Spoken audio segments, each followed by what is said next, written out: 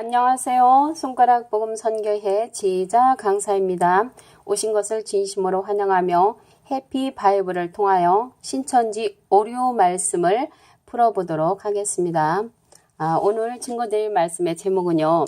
신천지가 말하는 하늘은 장막인가? 라는 제목으로 말씀을 상고해보는 시간을 갖도록 하겠습니다. 역대하 2장 6절 말씀을 보시면 누가 능히 하나님을 위하여 전을 건축하리요 하늘과 하늘들의 하늘이라도 주를 용납지 못하겠거든 내가 누구간데 어찌 능히 위하여 전을 건축하리요 라고 기록되어 있습니다. 이 말씀에 보시니까 하늘과 하늘들의 하늘, 그 복수의 하늘이 나왔단 말이죠. 우리는 저 하늘 하면은 단수만 생각을 했는데 하늘과 하늘들의 하늘이라고 했습니다.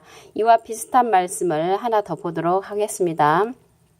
신명기 10장 14절을 보시면 하늘과 모든 하늘의 하늘과 땅과 그 위의 만물은 본래 내 하나님 여호와께 속한 것이로되. 다시 한번 보시면 하늘과 모든 하늘의 하늘. 아까는 하늘들이라고 했는데 여기에 보니까 모든 하늘이 있단 말이죠. 하늘과 모든 하늘의 하늘과 땅과 그 위의 만물은 본래 내 하나님께 여호와께 속한 것이라고 이렇게 말씀을 하셨습니다. 그러면 우리의 하늘이 무엇인가 말씀을 통하여 보도록 하겠습니다. 이사야 66장 1절을 보시면 여호와께서 이같이 말씀하시되 하늘은 나의 보좌요. 하늘은 하나님의 보좌라고 이렇게 기록되어 있습니다.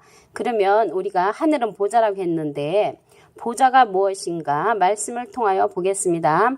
예레미야 3장 17절을 보시면 그때 예루살렘이 여호와의 보좌라. 그때 예루살렘이 여호와의 보좌라라고 기록되어 있습니다. 예루살렘이 여호와의 보좌라고 했지요. 그러면은 여기에서 예루살렘을 또 이제 봐야 되겠죠. 예루살렘은 어떤 곳인가? 미가서 4장 2절 말씀, 그 하반절 말씀에 보시면 율법이 시온에서부터 나올 것이요 여호와의 말씀이 예루살렘에서부터 나올 것임이라 라고 기록되어 있습니다. 여호와의 말씀이 예루살렘에서부터 나온다는 것이죠. 그러면 예루살렘이 여호와의 말씀이 나오는 곳이구나 라는 것을 말씀을 통하여 알 수가 있습니다. 이와 비슷한 내용인데요. 이사야 2장 3절을 보시면 많은 백성이 가며 이르기를 오라 우리가 여호와의 산에 오르며 야곱의 하나님의 전에 이르자 그가 그 도로 우리에게 가르치실 것이라 우리가 그 길로 행하리라 하리니 이는 율법이 시온에서부터 나올 것이요 여호와의 말씀이 예루살렘에서부터 나올 것임이라 라고 이사야 2장 3절에도 기록되어 있습니다. 그래서 하나님의 말씀이 나오는 곳이 예루살렘이라는 것을 알 수가 있습니다. 물론 중동에 있는 그 예루살렘도 있기는 한데 그러한 예루살렘이 아니고 이거는 하나님의 말씀에서 볼 때 예루살렘은 진리의 말씀이 나오는 곳, 하나님의 말씀이 나오는 곳이라는 것을 알 수가 있습니다. 우리 스가랴 8장 3절을 보시면요. 나 여호와가 말하노라 내가 시온에 돌아왔은즉 예루살렘 가운데 거하리니 예루살렘은 진리의 성읍이라 라고 기록되어 있습니다. 예루살렘이 진리의 성읍이구나. 그러면 진리는 아시잖아요. 요한복음 17장 17절을 보시면 저희를 진리로 거룩하게 하옵소서 아버지의 말씀은 진리이다 라고 요한복음 17장 17절에 기록되어 있습니다. 그래서 예루살렘이 진리의 성읍인데요. 그러면 성읍을 한번 말씀을 통하여 보도록 하겠습니다. 이사야 26장 1절 말씀을 보시면 그날의 유다 땅에서 이 노래를 부르리라 우리에게 견고한 성읍이 있으며 여호와께서 구원으로 성과 각을 삼으시리로다. 이 성읍을 구원으로 삼았구나 라는 말씀입니다. 그래서 진리의 성읍에서 거한다면은 예루살렘이고요. 그리고 이 성읍이 구원으로 이루어졌다는 것을 이사야 26장 1절에서 말씀을 통하여 볼 수가 있습니다. 그러면 우리가 하늘이 절한 하늘, 물론 절한 하늘도 있고요. 공중에 있는 그런 하늘도 있고요. 생명 말씀 나오는 그런 하늘도 있고요.